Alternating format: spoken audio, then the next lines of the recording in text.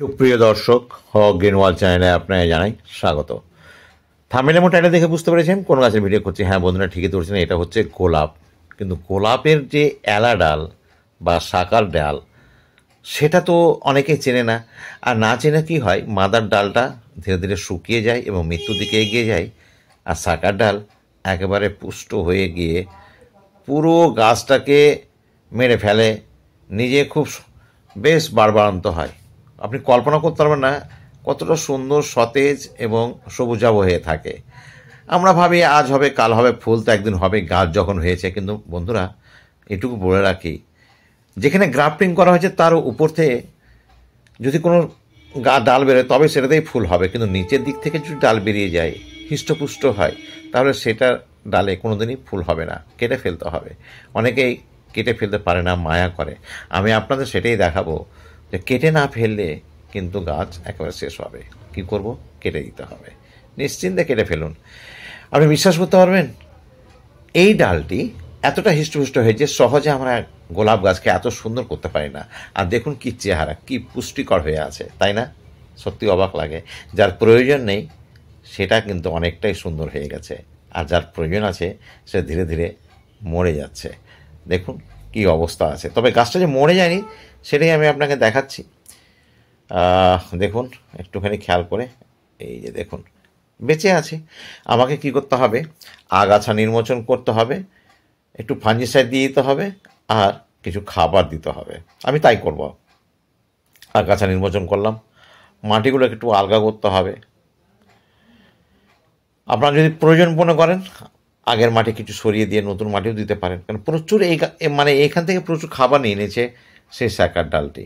শাকার ডালটি খেয়ে নেওয়ার ফলে একেবারে গাছটা প্রায় মরে যেত যদি আজকে আমি কাজটা না করতাম, আর 1 মাসের পরে কিন্তু গাছটার অস্তিত্ব থাকতো না।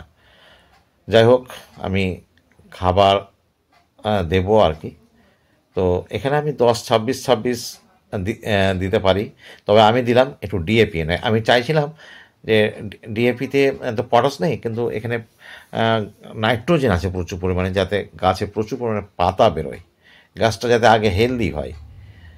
আর একটু জলও দিয়ে দিলাম। জল খুব বেশি দেবো না, কারণ মাটি ময়েস্ট মোটামুটি হয়েই আছে। জাস্ট সারটা যাতে গলে যায়, তাহলে অ্যাবজর্ব হতে পারবে, গাছে নিতে পারবে তাড়াতাড়ি। এইভাবে একেবারে রোদে রাখবো না, কিন্তু শেডে রাখবো। শেডে মানে যেখানে উজ্জ্বল লাইট আসবে, পূর্ণ রোদে রাখবো না। যদিও গোলাপ গাছ রোদ পছন্দ করে, কারণ গাছের একটিও পাতা নেই। গাছটাকে প্রথম আমাকে রিভাইভ করতে হবে, বাঁচাতে হবে।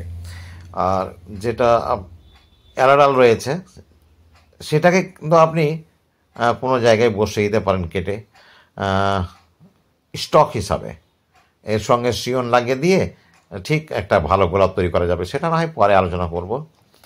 আপাতত এই ডালটাকে কোনো জায়গাতে বসিয়ে দেব, আর চেষ্টা করব যে যেটা রয়েছে আর কি, একটু ফাঞ্জিসাইড বসিয়ে দেবো মুখখানে, যাতে ডাইব্যাক না হয়। কারণ গোলাপ গাছের একটা প্রধান রোগ হচ্ছে ডাইব্যাক।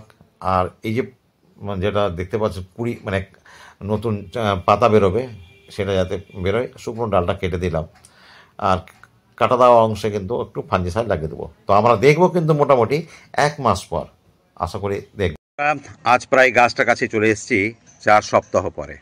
দেখুন সেই গাছ, বিবর্ণ গাছ, শুকিয়ে যাওয়া গাছ, খাবার পেয়ে অনেকটাই সতেজ হয়েছে, এবং এরকম নতুন নতুন একদম ব্রাঞ্চ বেরিয়েছে।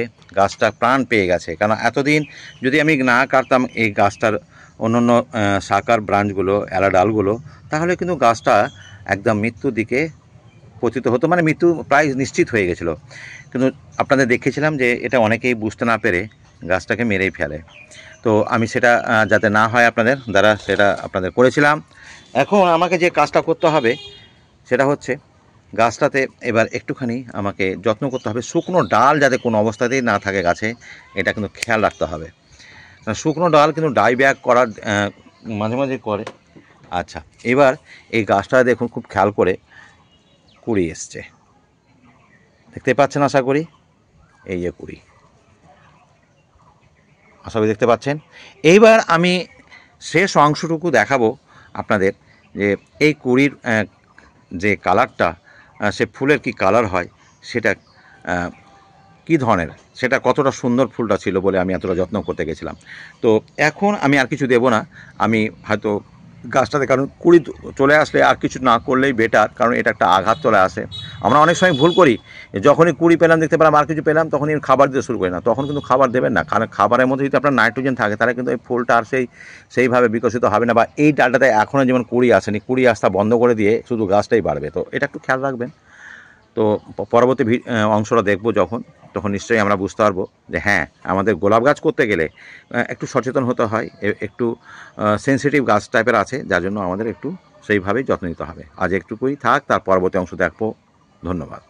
মোটামুটি 1 মাসের থেকে অনেকটাই বেশি হয়ে গেছে আমি আপনাদের সামনে সেই গাছটাই নিয়ে আসছি। আপনারা নিশ্চয়ই বুঝতে পারছেন সেই গাছটাই, এবং এই গাছে একদম বেশ পাতাগুলো বড় হয়েছে। তবে বিশাল যে একেবারে পরিবর্তন তা বলবো না, তবে শুধু বেশ কিছু শাখা তৈরি হয়েছে এবং ফুলগুলো হয়েছে, কিন্তু এত তীব্র দাবদাহে কিন্তু ফুলগুলোকেও সেরকম নান্দনিক হয়ে ওঠেনি। এই যে মনে হচ্ছে কিছু একটা এখনও ঘাটতি রয়েছেই, এটা তো আবার খুলতেই পারেনি, মানে ঠিক কী বলবো, পচন টাইপের হয়ে গেছে। নিশ্চয়ই কোনো ছত্রাক বা কোনো কিছু অ্যাটাক করেছে। পাতাগুলো তো দেখতে পাচ্ছি কিছু রোগগ্রস্ত হয়ে আছে মনে হচ্ছে পাতা, এই যে দেখতে পাচ্ছেন। তো এইটাকে সারিয়ে তুলতে পারতে গেলেই কিন্তু একটা গাছ মানে কোন অবস্থা থেকে কোথায় আমি নিয়ে আসতে পারছি সেটা আপনাদের বোঝাতে পারবো। তো বন্ধুরা, এই জন্য আমাকে খাবার দিতে হবে, সাপ্লিমেন্টারি খাবার। আর যেহেতু যে কোনো খাবারই 1 মাস পর আপনাকে একবার খাবার দিতেই হবে গোলাপ গাছে, তো আমি যেটা জিনিসটা করে দেবো সেটা দেখুন। অর্গানিক খাবার দেওয়ার চেষ্টা করছি। আমি এখানে শিংকুচি দিয়েছি 2 চামচের মতো, 1 চামচ থেকে একটু বেশি দিয়েছি আমি বোনডাস্ট, আর দিয়েছি 1 চামচ নিমখোল। এটা যে কোনো টবের গাছের ক্ষেত্রে এই 3টে জিনিস, অর্থাৎ শিংকুচি, বন্ডাস, নিমখোল দেবেন। কী দেবো, গাছটা যাতে ঠিকভাবে পাতাগুলো নাইট্রোজেন আসতে পারে, আমি একটু, বা গাছটা বৃদ্ধি হতে পারে, আমি অল্প মানে হাফ চামচ থেকেও কম, এটা ইউরিয়া দানা, নাইট্রোজেনের উৎস, 46% নাইট্রোজেন থাকে। আর এটা যে দেখতে পাচ্ছেন এই যে চালের মতো, এটা আসলে ম্যাগনেসিয়াম সালফেট, অর্থাৎ অ্যাপসম সল্ট যাকে বলি। গাছে প্রচুর পরিমাণে ক্লোরোফিল তৈরি করে, যেটা গাছকে প্রচুর পরিমাণে নতুন পাতা গজাতে সাহায্য করে, সবুজ আবু করে রাখবে। আশা করি এই দিয়ে আমার আগামী মোটামুটি 3 সপ্তাহের মধ্যে এই গাছটার কিন্তু একটা আলাদা লুক আসবে, এটা আমি একেবারে নিঃসন্দেহ বলতে পারি।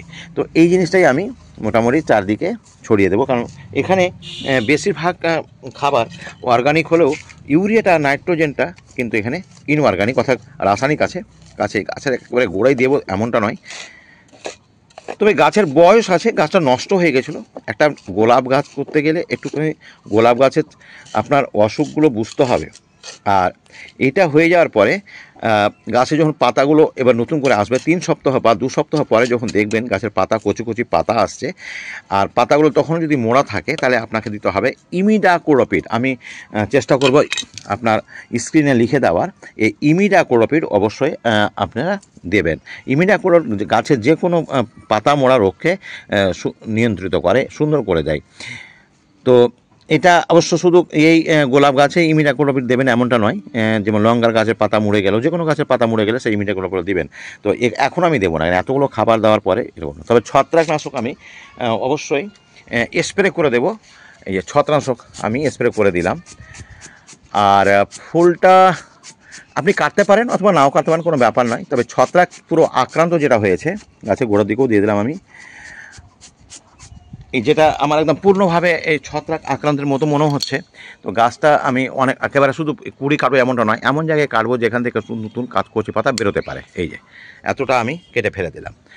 গাছের লুকটাও ভালো হবে, কারণ আমাকে বুশি করতে হবে, এটাও খেয়াল থাকবে। আর যেহেতু খাবার দিয়েছি, একটু জলটা দিয়ে দিলাম। পর্যাপ্ত রোদে পছন্দ করে এই গাছ থাকতে, তবে একেবারে মে মাসে তীব্র দাবদাহ থাকে এমনটা না রাখলেই ভালো, কারণ গাছটা এখনও পর্যবেক্ষণ রয়েছে। তীব্র রোদ যদি থাকে একটু সরিয়ে ছায়াতে রাখতে হবে, আর সকাল দিকে রোদে পাই এমন জায়গায় রাখতে হবে। তো ভিডিওটা বড় হয়ে যাচ্ছে, আমি আগামীতে এই গাছটি আরও একটা নতুন ভিডিও নিয়ে আসবো। সেই ভিডিও দেখতে হলে অবশ্যই বন্ধুরা, যারা ফেসবুক থেকে দেখবেন অবশ্যই আমাকে ফলো করবেন, এবং ইউটিউব থেকে দেখলে অবশ্যই সাবস্ক্রাইব করে নেবেন। ভালো থাকুন, সুস্থ থাকুন। কথা হবে পরবর্তী ভিডিওতে নতুন কোনো গাছ নিয়ে, নতুন কোনো তথ্য নিয়ে। ধন্যবাদ।